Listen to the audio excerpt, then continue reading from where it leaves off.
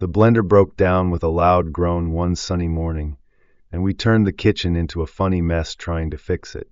My name is Len Carter, and I live in a small house just outside Lincoln, Nebraska, where the fields stretch wide and the air smells like fresh grass. It was a bright November morning when I stood in my kitchen, pouring coffee into a mug. The sun streamed through the window, and the house felt quiet with only the hum of the fridge keeping me company. Then I heard a grinding noise from the counter where Mom's old blender sat, a scratched-up thing that hadn't run right in years. I flipped the switch. It sputtered and stopped, leaving me with a frown and a plan for breakfast gone wrong. This blender wasn't just a kitchen tool to me, it was family. Mom, Grace, used it to make smoothies every weekend when I was a kid, blending berries and bananas while she hummed old songs. I'd sip mine fast, and my son Pete would spill his on the floor. Later, Pete's daughter Sophie would clap her hands as Mom poured them out, calling it magic juice. It kept us laughing through busy mornings, but when Mom passed, it sat unused. Pete stayed close, helping me mow the lawn, until 2023 when he and Sophie came over for a big breakfast. I wanted to make smoothies like Mom did, so I said, "Let's fix this thing." I set my coffee down and grabbed the phone. Pete answered quick, "Smoothies? I'm there. Sophie's coming too." Pete is my son, steady and strong, and Sophie is my granddaughter, full of spark at 10 years old. They showed up fast. Pete carried a toolbox, and Sophie bounced in with a grin. "Grandpa, let's make it spin." I nodded. "All right, team, let's get to work." Pete plugged it in, but it groaned again. Sophie grabbed a spoon and poked at it. "I'll fix it." Juice splashed on the counter, sticking to my shirt. I laughed. "We're off to a wild start." The kitchen got noisy quick. Pete said, "It needs oil." Sophie shouted, "It needs magic." I tried to keep up, but they moved fast. Pete opened the lid, and Sophie dumped in a handful of berries, making it jam. I chuckled. This is breakfast chaos. Pete's wife, Beth, called from home. "Smoothies ready?" I answered, "Not yet, Beth." The mess grew bigger, and I knew Thanksgiving was coming soon. Neighbors would drop by, expecting food and stories.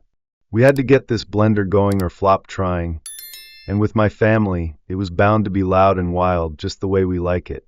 The Lincoln sun climbed higher that November morning, pouring light through my kitchen window as I stood by the counter, laughing at the mess of juice and tools around me. Pete and Sophie were all over the place, turning blender fixing into a big, funny show.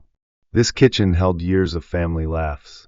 Mom, Grace, used to blend smoothies here every weekend, telling stories about growing up in Nebraska, while I sipped mine fast. Pete would spill his on the table, and Sophie would clap when the berries spun.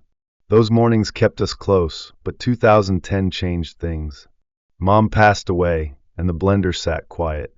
Pete stuck around, helping me fix the porch, until 2023 when we decided to make breakfast like the old days. Now, with Thanksgiving close, Pete wiped his hands and said, "It needs more juice." Sophie grinned. "Grandpa's scared it's broke." I shook my head, seeing trouble ahead. Pete poured in some oil, but it dripped onto the floor. Sophie grabbed a bottle from the sink. "I'll fix it." Liquid splashed, and I blinked. "What's that?" The mess grew stickier with every move. I laughed. Pete used to spill smoothies too. Sophie shouted, "I'm better." Pete chuckled. "Not yet, kid." The chaos piled up fast. Pete said, "Mix it right." Sophie replied, "It's magic now." I dug through a drawer and found Mom's old note tucked under some spoons. It said, "Smoothies, blend slow, don't rush." I held it up. "Here's Grace's way." Pete smirked. "Too late, ours is wild." Sophie kept poking, and juice splattered on my shoes. She giggled. "Grandpa's messy." I said, "Slow down, use Mom's note." They shouted over me, "More juice. More magic. More me." I lost track in the fun. Beth called again, "Smoothies done?" I chuckled. "Not yet, still wild." The kitchen roared. Pete said, "We'll win this." Sophie added, "It's alive." I thought of Mom's smooth mornings, and I knew this wasn't just about a blender. It was about family laughs keeping us strong. The Lincoln kitchen turned into a wild mess that November afternoon, Juice splattered on the walls like a painting as I stood by the counter, laughing through the sticky chaos. Thanksgiving was 2 days away, and our big plan to make smoothies with Mom's old blender had gone off the rails. Pete pointed at the gooey mess and shouted, "It's too wet. Fix it quick." Sophie, my granddaughter, waved a spoon and said, "It's Pete's fault. He put in too much oil." Pete, my son, yelled back, "No way. It's perfect." I leaned against the fridge, grinning at the mess, juice dripping down my shirt like a badge of honor. This blender wasn't just a gadget to me, it was family. Mom, Grace, used to whip up smoothies every weekend, her hands steady on the buttons while she hummed old tunes. Pete would spill his all over, and Sophie would clap for more. Now Pete glared at Sophie and said, "You poked it too much." Sophie snapped, "You poured the oil." I jumped in, "I'll save it." Sophie grabbed a bottle from the sink and poured it in. "This will clean it." Bubbles foamed up fast, spilling over the counter. I blinked, "What's that?" She giggled, "Soap." "It's clean now." I laughed, "Soap? That's wild." The foam spread and Pete cried, "It's bubbling over. Turn it off." Sophie said, "That's my magic." I plugged it in, and it roared to life, spraying bubbles across the kitchen. Pete shouted, "Sophie's soap." Sophie yelled, "No. It's fine." I tried to calm them down. "Wait. Let's use Mom's note." They shouted over me, "Too late. Too much. It's me." The kitchen shook with noise, and I could hear Beth, Pete's wife, in my head asking, "Smoothies done?" Thanksgiving was coming fast, and neighbors would expect food and laughs.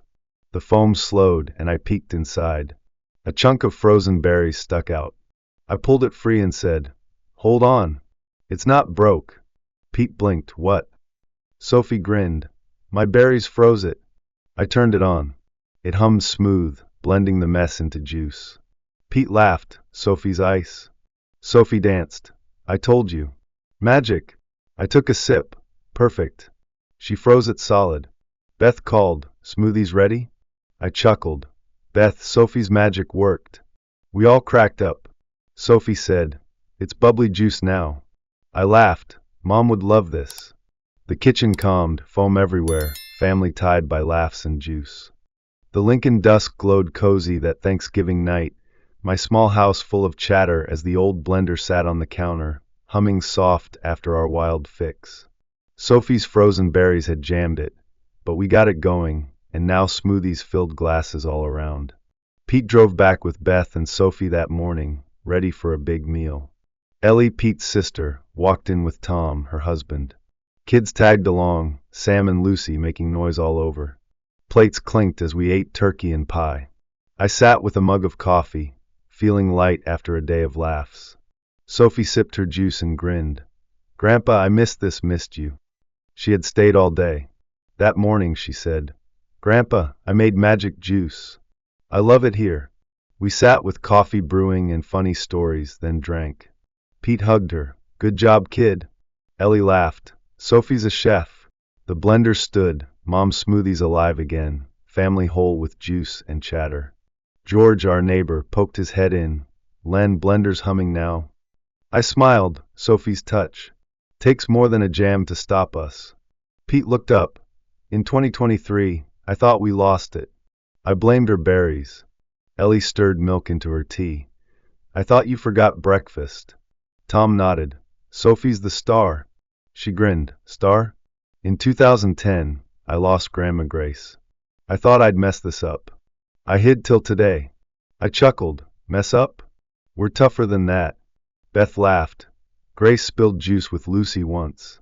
Sophie smiled. "She'd love this, me here." The house buzzed. George told tales, Beth cut pie, kids giggled. I leaned back, happy with our loud, fun family. Thanksgiving felt full, roots strong through the mess. Later, alone, I stood by it. The blender felt warm. Sophie said, "I hid till today." Mom's laugh rang in my head. A mess turned right, family solid, love and juice all we need.